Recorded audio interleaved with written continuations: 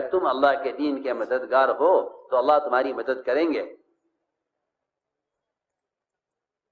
ان تنصر اللہ ینصرکم، اگر تم اس کے دین کے مددگار ہو تو وہ تمہاری مدد کرے گا اور تمہارے قدموں کے دین پر جمائے گا. یہاں بادشاہ نے جب خط پھاڑ دیا تو یہ وہاں سے نکلے شجاع بن وہب اور سمجھ گئے کہ اس کے خط کے پھاڑنے پر اب اللہ کا عذاب اتنا جلدی آئے گا کہ مجھے فوراً ہی کے ملک سے نکل جانا چاہیے. بادشاہ نے پیچھے آدمی لگائے، تلاش بھی کیا، لیکن وہ کہیں نہیں ملے. اور سیدھے پہنچے آپ کی خدمت میں. عرض کیا گیا رسول اللہ آپ کا حوالہ نامہ، آپ کا خط بادشاہ نے پھاڑ دیا ہے. آپ نے اطمینان سے فرمایا اس نے خط نہیں پھاڑا، اپنا ملک پھاڑ لیا.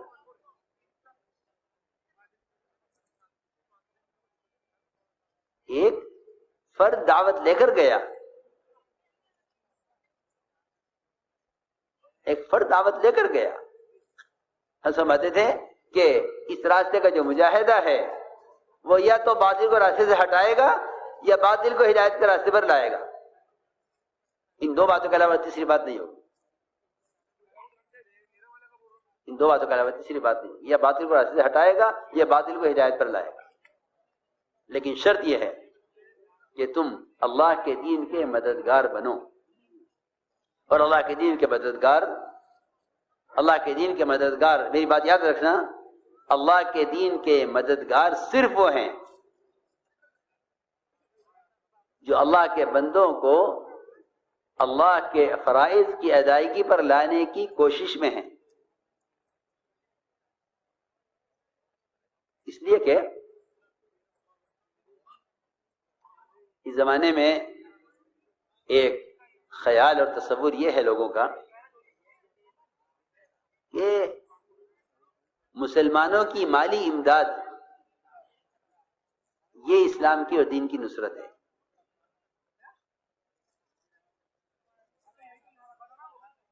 حالانکہ یہ تو عام بات ہے کہ انسانیت ایک ایسی چیز ہے کہ انسان انسان کے کام آتا ہے، اور انسان کے انسان کہتے ہی اسی لیے ہیں کہ ان میں آپس میں وہ انس ہے، چاہے کسی مذہب کے، کسی خیال کے، کسی طبقے کے،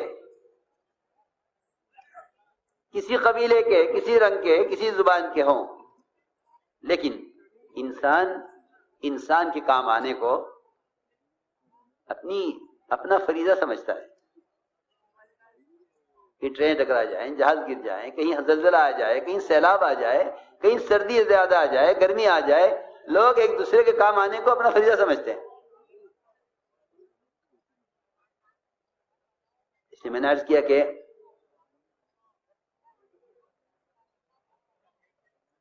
مال سے مسلمان کی امداد کرنا، مال سے مسلمان کی امداد کرنا یہ دین کی نصرت نہیں ہے اور اسلام کی نصرت نہیں ہے، بلکہ مسلمان کی نصرت ہے. اگر یہ بات نہ ہوتی تو حضور اکرم صلی اللہ علیہ وسلم یہ نہ فرماتے کہ مدد کرو ظالم کی بھی مظلوم کی بھی. صحابہ نے تعجب سے عرض کیا کہ یا رسول اللہ مظلوم کی مدد کرنا سمجھ میں آتا ہے، ظالم کی مدد کیسے کریں؟ آپ نے فرمایا کہ ظالم کی مدد یہ ہے کہ اس کو ظلم سے روکو. ظالم کی مدد یہ ہے کہ اس کو ظلم سے روکو. میں نے عرض کیا کہ دعوت پر اللہ تعالیٰ کی غیبی مددیں اور غیبی نصرتیں کیسے نازل ہوئیں کہ پوری کسریٰ کی مملکت ایسی ختم ہو گئی کہ روایت میں ہے کہ پورے خاندان میں کوئی مرد نہیں تھا جس کو کسریٰ کی جگہ بادشاہ بنایا جاتا. آپ نے یہ بتوا دی تھی کہ اللہ پوری طرح پھاڑ کے ختم کر. پورے خاندان میں کوئی مرد نہیں تھا جس کو بادشاہ بنایا جاتا.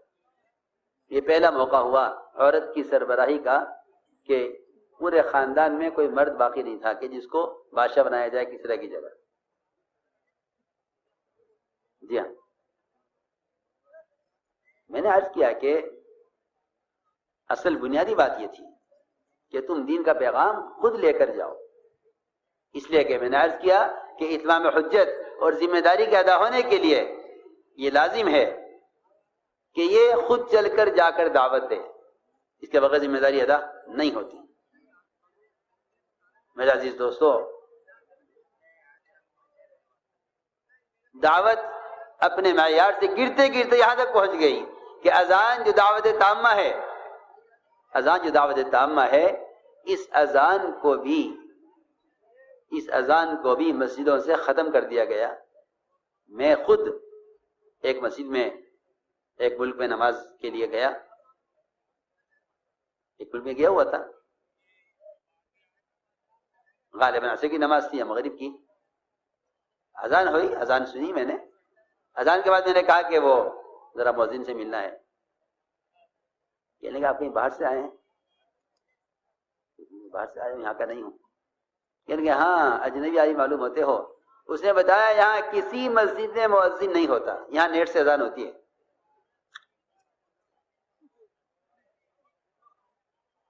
یہاں اذان نیٹ سے ہوتی ہے. کون مؤذن کو رکھے، کون اس کی تنخواہ دے، کون اس کے لیے کمرہ حجرہ تیار کرے؟ یہ سستے میں کام ہوگا کہ نیٹ سے اذان ہوتی ہے. یہاں کوئی مؤذن نہیں ہے. آپ اندازہ کریں امت کی غفلت کا حال یہ ہے کہ اگر آپ کسی کو ہلا کر بھی یہ کہیں کہ نماز کے لیے آ جاؤ تو وہ آنے کو تیار نہیں. ایسے زمانے میں نیٹ کی اذان سے کیا یہ نماز کے لیے آ جائے گا؟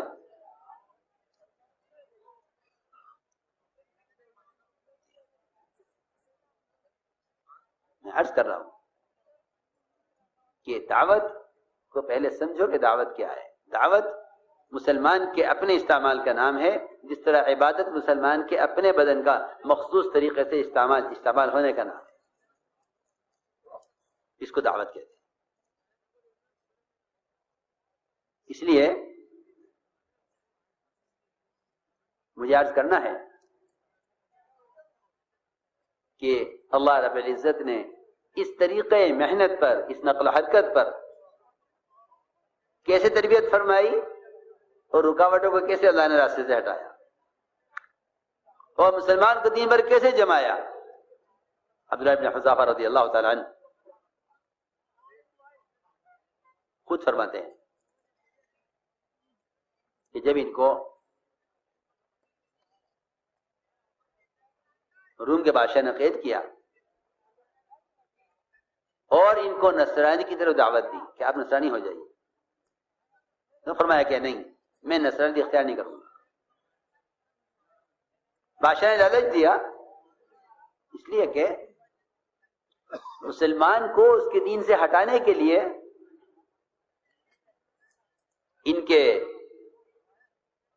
معاشی مسائل، ان کے دنیاوی مسائل، ان کے تعلیمی مسائل، ان کے ازدواجی مسائل، ان کے لیے سودی قرضے،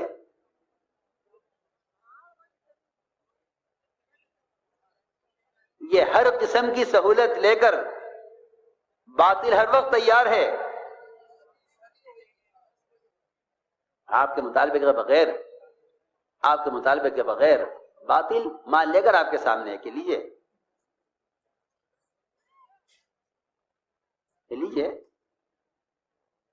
آپ مان لیجئے،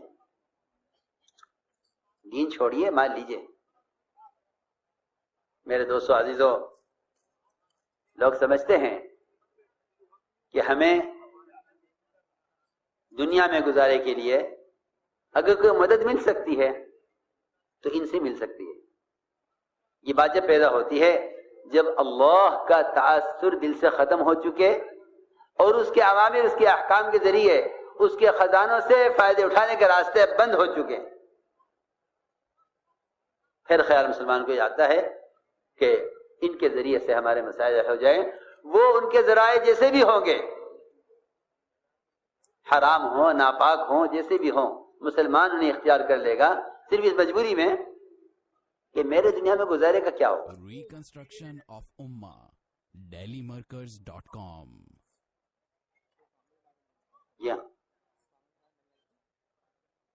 سودی قرضے سودی قرضے جو ایک ایسا ناسور کہا جائے یا گھن کہا جائے کہ یہ مسلمان کے دین کو بھلا کر رکھ دیتے ہیں اور مسلمان کے دین کو کھوکھلا کر کے رکھ دیتے ہیں. بنی اسرائیل نے فرعونیوں سے ایک شادی کرنے کے لیے مال مستعار لے لیا قرض کے طور پر. اچانک شادی آ گئی ہے، مال کی ضرورت ہے، آپ ہمیں قرض دے دیں، ہم شادی کر کے آپ کے پیسے واپس کر دیں گے. ادھر یہ مال لے لیا اور اس مال کی واپسی سے پہلے فرعون غرق ہو گیا. اکثریت بنی اسرائیل کی جو گمراہ ہوئی ہے اور بچڑے کی عبادت پر مجتمع ہوئی ہے، اس کی وجہ صرف وہ مال مستعار تھا جو ایک شادی میں استعمال کرنے کے لیے لیا گیا تھا، اور وہ فرعون کے غرق ہونے سے پہلے واپس نہیں کیا گیا. جب وہ مال اس بار رہ گیا بنی اسرائیل کے پاس تو سامری نے کہا کہ لاؤ یہ مال جمع کرو، میں تمہارے لیے ایک معبود بنا دیتا ہوں. اللہ اکبر. صرف ایک شادی کے لیے لیا ہوا مال، صرف ایک شادی کے لیے لیا ہوا مال اگر اس زمانے میں بیان رکھا. اس بیان کے متعلق آپ کی جو بھی رائے ہو آپ اپنی رائے ہمارے ساتھ ضرور شیئر کریں. پھر ملیں گے اسی طرح اور کوئی نئے بیان اور کوئی نئے اپڈیٹ کے ساتھ. جب تک آپ حضرات اپنی دعاؤں میں ہمیں یاد رکھنا.